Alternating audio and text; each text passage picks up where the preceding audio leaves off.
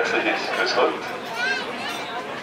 Geschätzte Wallfahrer, liebe einheimische Bevölkerung, werte Ehrengäste, die Trachtenmusikkapelle Maria Olm und der Kapellmeister Andreas Macher und der Hofmann Christian Aberger begrüßt euch zum anschließenden Konzert jetzt auf das Allerherzlichste.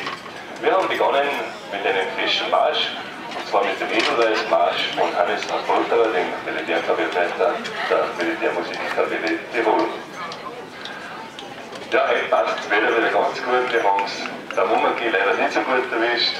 Dafür haben wir einen wunderschönen Ausklang und das musikalische Umrahmung, die dürfen wir für euch übernehmen.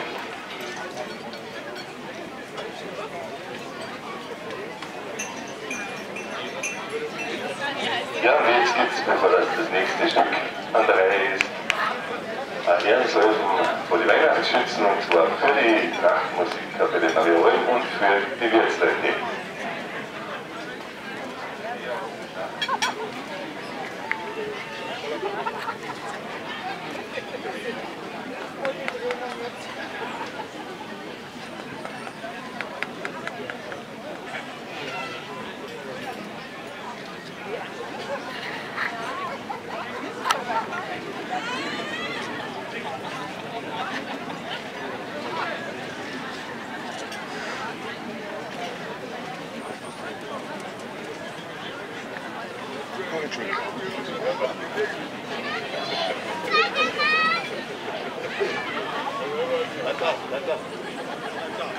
Was ist los?